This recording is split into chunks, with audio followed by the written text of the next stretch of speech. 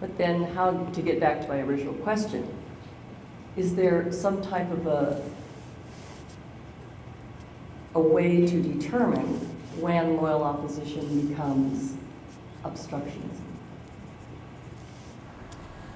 Well, an example of, I guess, loyal opposition to help us quantify the difference between loyal opposition and obstructionism would be Wendell Willkie, who was a prominent Republican candidate in the 1940s who actually joined forces with Roosevelt during World War II to, I guess, consolidate ideologies.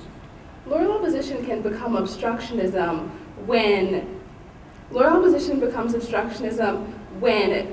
the opposition is no longer upholding the principles and standards of American government. Loyal opposition in Britain is great because not only does it provide alternatives, but it also seeks to uphold the Queen's government. And I would also challenge the premise of the question, because we don't necessarily think that obstructionism is necessarily not a part of loyal opposition. Obstructionism in the idea that you would like to prevent certain legislatures to be passed for the national interest is certainly valid if you truly believe that this is what's best for the country.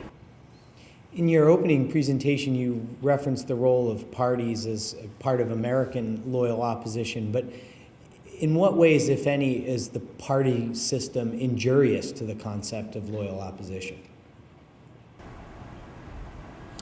Well, we see that party system obviously does help loyal opposition in the fact that it encourages deliberation.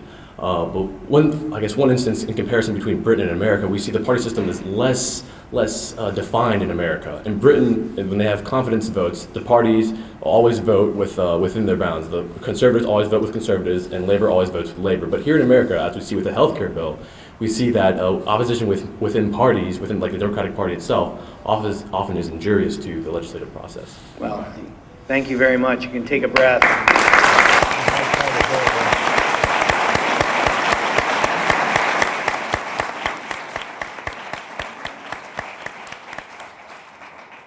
I'm sure I speak for my colleagues when I say that after a spirited conversation like that, there's no doubt in our minds why Virginia is one of the teams here competing on Monday. And even though there are no additional rounds of competition that our feedback can benefit you in preparing for, we're going to give you some observations anyways as a sign of our appreciation for your good work, but also because we know the real test is how you behave and perform as citizens in the democracy when you go on from here. So I'll start that off with strong compliments for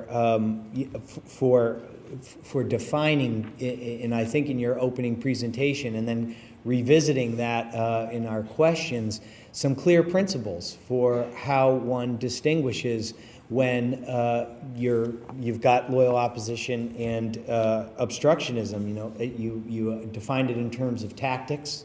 You know, if someone were the golden rule, one of you said, I think that's exactly right, and that's, I think, you know, whenever you're in the opposition, you're going to claim that you're being loyal. You're going to claim that you're acting with integrity. So, what are the objective measurements that the rest of us can use to assess that? And whether someone acts consistently under some similar situations is, I think, very much right on. Similarly, whether you're putting politics over policy, demonizing the other party, misrepresenting, I think those are really important ideas. And I think that those are, I will take those two principles away as I look on political discourse and evaluate that for myself. So I think that's really important ideas that you hit on.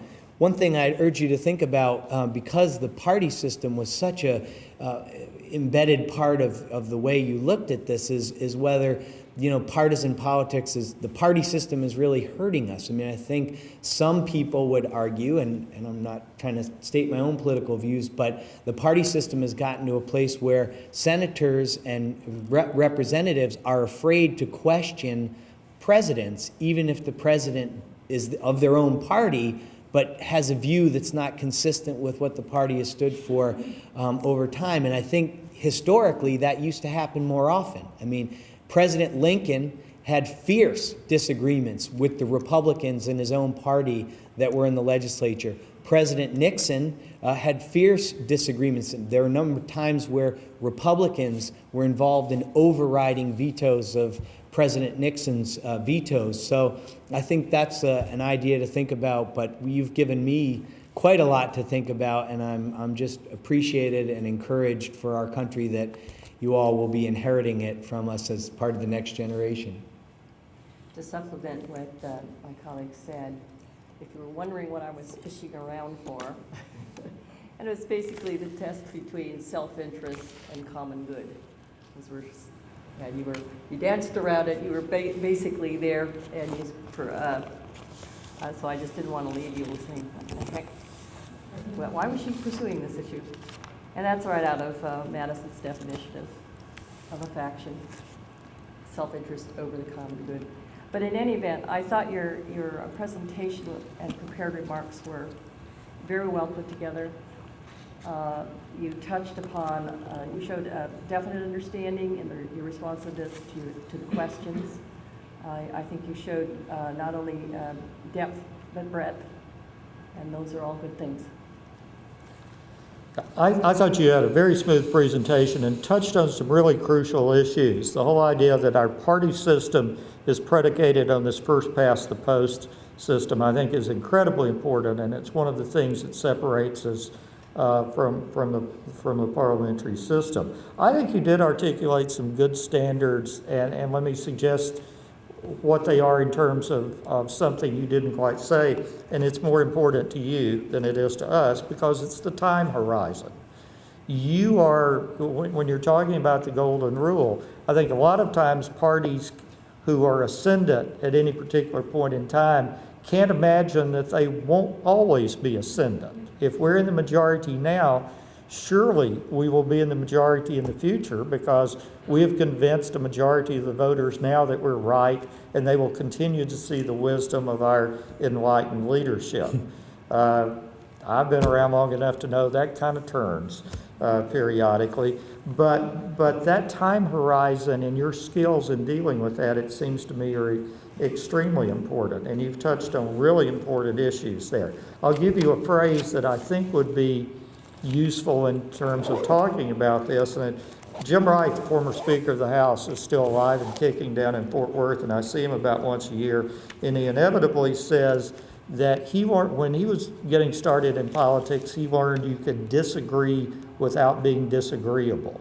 And you touched on a prime example of that, it seems to me, with the Dirksen and LBJ relationship. Why is it that they were able to get things done, like the '64 Civil Rights Act? And you touched on it. They didn't question each other's motives. And they didn't question each other's motives because they knew each other. They were in different parties, but they may have even consumed some alcoholic beverages together. And so that it's hard to question a person's motives when you know them that well. I think you did a wonderful job here and to be congratulated for this.